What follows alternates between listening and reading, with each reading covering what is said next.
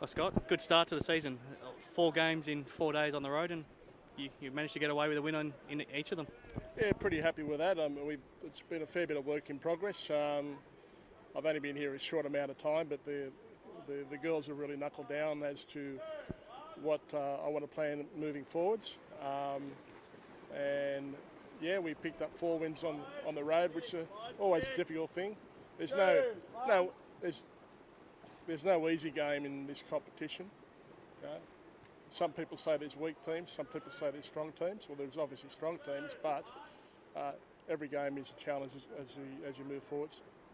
Was it a bit of a challenge preparing for the 2 games in Melbourne, given the uncertainty during the week, or did you always just take the attitude that you thought the games would go ahead and you planned accordingly?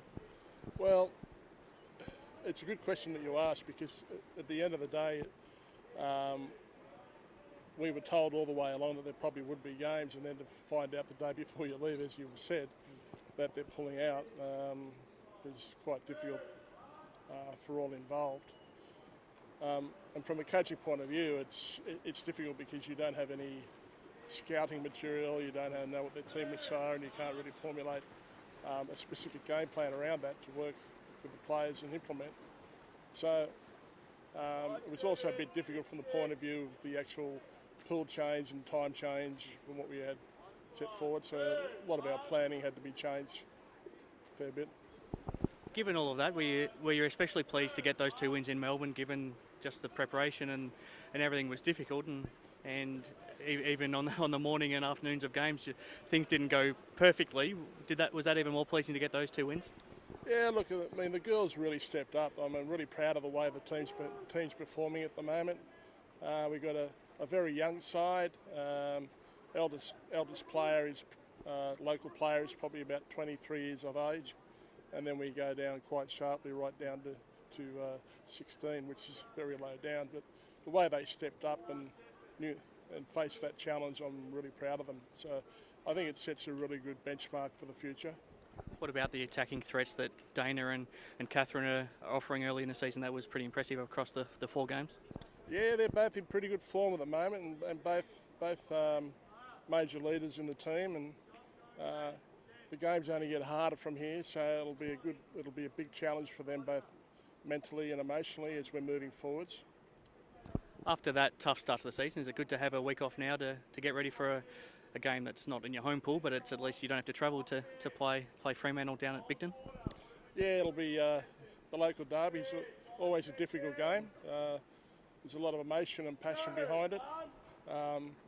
And Fremantle are they're a real quality side. They've won a number of National League championships, and they'll be very difficult to beat. But I think if we bring our A game, we'll be right up there with them. Like you said, you haven't been here for a long time, but you spent some time with the girls in the Premier League as well. Did you take some confidence from spending a little bit of time there to build up that chemistry on game day, and that you can then take into now the National League? Yeah, look, in a way we did, but there were a number of girls that were probably going to play National League, very experienced girls, but fortunately due to work commitments, and they withdrew, which is understandable. We get that, and that sort of disrupted us a little bit in key positions. So that's been a difficult area for us, and still maintains to be.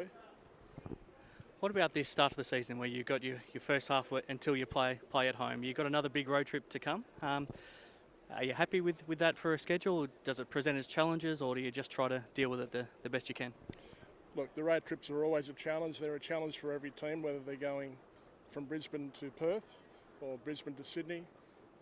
For us, it's probably a little bit further. A lot of the athletes the ones that we've had for a while, have been doing it for a while.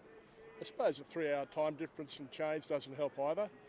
And the Sydney road trip for most touring National League clubs is the most difficult one, because that's where you'll usually find 4 or 5 of the top 6. What about personally? How are you finding the move to Perth, and how are you settling in? It's quiet. Coming from Sydney, it's quiet, and I'm just getting used to Woolworths not being open after 7 o'clock and things like that, where I'm used to them being open 24 hours or midnight. But I suppose that's part and parcel. But no, look, it's a beautiful city, Perth. I'm sort of finding my way around a bit and trying to make a few friends as we go. So, yeah, I'm enjoying it. Not quite the same NRL interest though as you used to. Will you try to stay in touch with that the best you can from a long way away?